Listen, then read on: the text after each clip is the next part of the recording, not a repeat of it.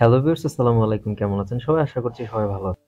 আজকের ভিডিওতে দেখাবো আপনাদের যারা ওয়ার্ডপ্রেস দিয়ে ক্রিয়েট করেন সেক্ষেত্রে অনেক সময় যারা অ্যাকাউন্টের পাসওয়ার্ড ভুলে যায়, পিন রিসেট করতে হয় বা ইমেইল সংক্রান্ত বিষয় রয়েছে, সেই সব ইমেইলগুলা সেন্ড হয় না আপনার ওয়েবসাইট থেকে অটোমেটিক্যালি, এবং সেটা কিভাবে সেট করতে হবে, কিভাবে কাজ করতে হবে সেটা স্টেপ বাই স্টেপ এই ভিডিওতে দেখাবো।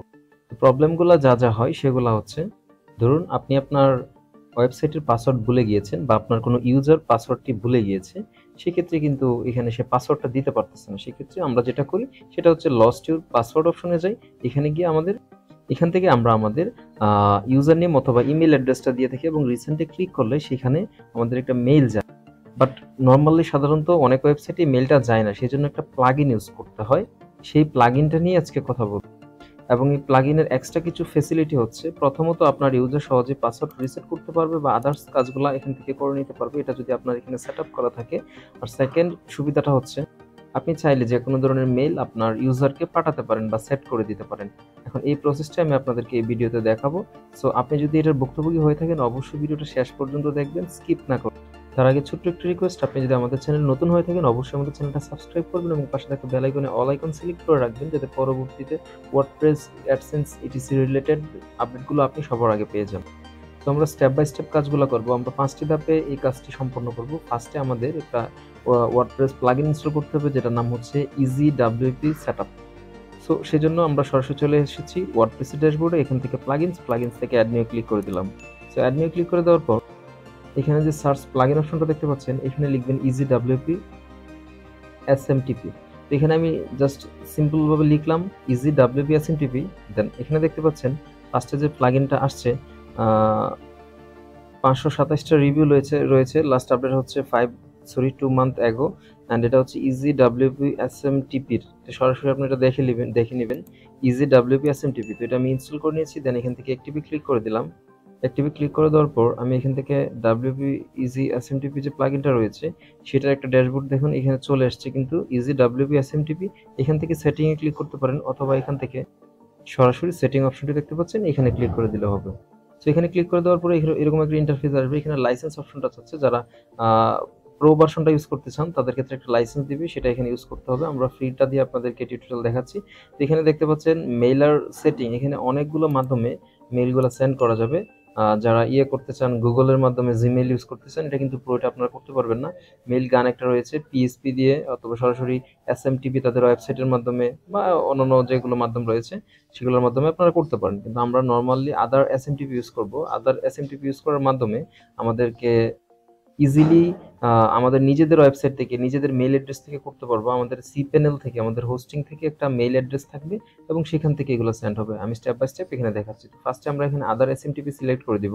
সো এটা সিলেক্ট করে দেওয়ার পর নিচে এই অপশনগুলো আমরা পাবো। এখন এই অপশনগুলো কিভাবে ফিল আপ করবো, কোথা থেকে ফিল আপ করবো সেটা আমি আপনাদেরকে দেখাবো। তো এখানে আমাদের যে অপশনগুলো রয়েছে এখান থেকে আমরা প্লাগইন ইনস্টল করে নিয়ে অ্যাক্টিভ করে এবং সেটিং অপশনে চলে গিয়েছি। এরপরের স্টেপ হচ্ছে ক্রিয়েট মেইল অ্যাড্রেস। আমরা একটা মেইল অ্যাড্রেস ক্রিয়েট করব। মেইল অ্যাড্রেস ক্রিয়েট করার জন্য আপনি সরাসরি আপনার সিপ্যানেলের লগইন ইন্টারফেসে আসবেন। এখান থেকে আপনার ইউজার পাসওয়ার্ড দিয়ে লগইনে ক্লিক করে দিবেন, অথবা আপনি যে হোস্টিং কোম্পানি থেকে হোস্টিং কিনেছেন সেখান থেকে এখানে সার্ভিস নামে একটা অপশন পাবেন, সার্ভিসে ক্লিক করে দিবেন। দেন সার্ভিসে ক্লিক করে দেওয়ার পর আপনার যতগুলো হোস্টিং রয়েছে সেটা দেখাবে। আপনি যেই হোস্টিংটা অন করতে চাচ্ছেন সেটার ম্যানেজে ক্লিক করে দিবেন। ম্যানেজে ক্লিক করে দেওয়ার পর এখানে লগইন টু সিপ্যানেল অপশন পাবেন। সরাসরি এখানে দেখতে পাচ্ছেন আমাদের সিপ্যানেলটা লগইন হয়ে গিয়েছে। সিপ্যানেলটা লগইন হয়ে যাওয়ার পর এখানে যতগুলো ইন্টারফেস দেখতে পাচ্ছেন এর মধ্যে ফার্স্টে থাকবে আপনার ইমেল সেকশনের আন্ডারে থাকবে ইমেল অ্যাকাউন্টস, এখানে ক্লিক করে দিবেন। এখানে ক্লিক করে দেওয়ার পর আপনার একটা সিস্টেম অ্যাড্রেস ক্রিয়েট করা থাকবে, বাকিগুলো আপনার ক্রিয়েট করে নিতে হবে। তো সেই জন্য ফার্স্টে আমরা এখানে ক্রিয়েট অপশনে ক্লিক করে দিব।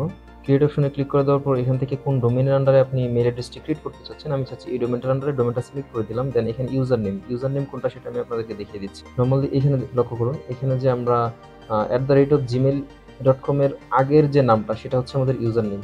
প্রত্যেকটা মেইল অ্যাড্রেসের আগের যেটা থাকবে, এর আগে যেটা থাকবে সেটা হচ্ছে আমাদের ইউজার নেম। সো এখান থেকে আমরা যেটা ক্রিয়েট করবো সেটার নাম দিব সাপোর্ট। আমি এখান থেকে এটা সাপোর্ট লিখে দিলাম। দেন এখানে সেট নিউ পাসওয়ার্ড নামে থাকবে, এখানে আপনি আপনার মতো একটা পাসওয়ার্ড দিয়ে দিতে পারেন, অথবা জেনারেট অপশনে ক্লিক করে একটা স্ট্রং পাসওয়ার্ড আপনি জেনারেট করে নিতে পারেন, এবং সেটা অবশ্যই আপনাকে মনে রাখতে হবে, সেজন্য আপনি এটা কপি করে রাখতে পারেন।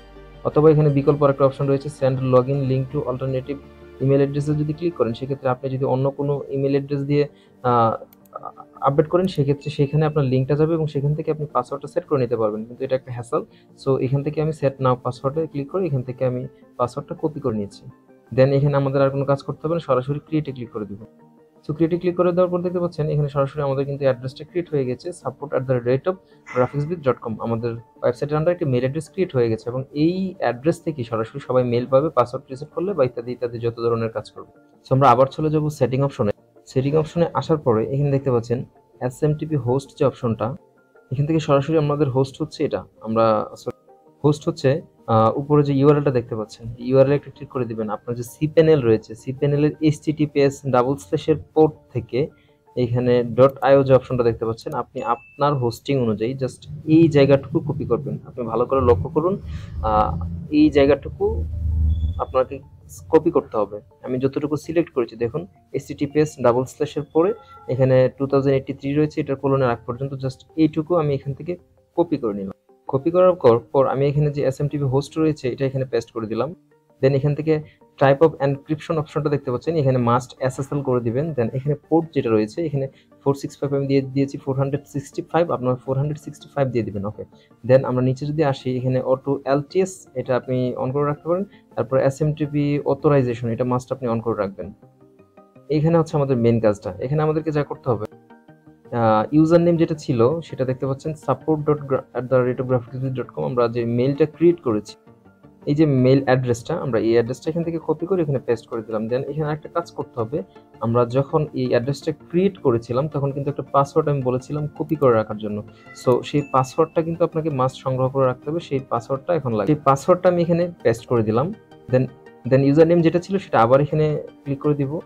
তারপরে ফ্রম নেম যেটা দেখতে পাচ্ছেন এখানে আপনি আপনার ইচ্ছে মতো কাস্টমাইজ করে দিতে পারেন। মানে মেইল যখন একটা যাবে আপনার ইউজারের কাছে তখন সেটা সাবজেক্ট হিসেবে এই নামটা থাকবে, আপনি আপনার ইচ্ছে মতো এখানে একটা নাম বসাতে পারেন।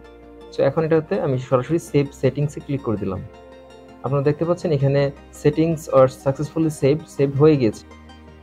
সো নেক্সট স্টেপে আমরা হচ্ছে টেস্ট মেইল, আমরা মেইল সঠিকভাবে প্লেসমেন্ট হয়েছে কিনা বা সবকিছু ঠিক আছে কিনা সেটা টেস্ট করব।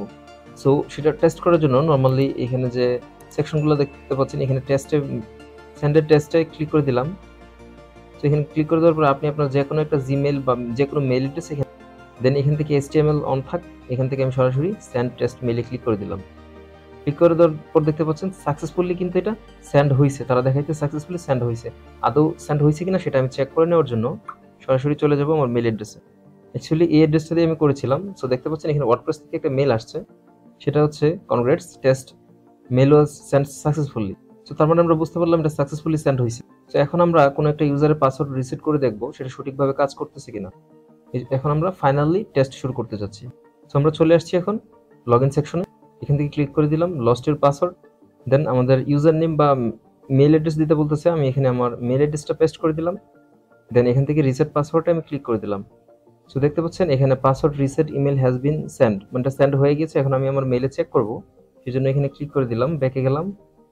সো দেখতে পাচ্ছেন গ্রাফিক্স উইথ বাংলাদেশ লেখা, এখানে হাই আমার ইউজার নেমটা আসছে, আমার পাসওয়ার্ড রিসেট হয়ে গিয়েছে এবং এখান থেকে একটা লিঙ্ক দিয়েছে। আমি যদি এই লিঙ্কে ক্লিক করি এখান থেকে চাইলে আমি আমার পাসওয়ার্ডটা পরিবর্তন করে নিতে পারবো। এখন আমার ওয়েবসাইটে যত ধরনের যাবতীয় মেইল রয়েছে সব ধরনের মেইল কিন্তু এটা সরাসরি ডেলিভার করে দিবে ফ্রিতে এবং ইজিলি।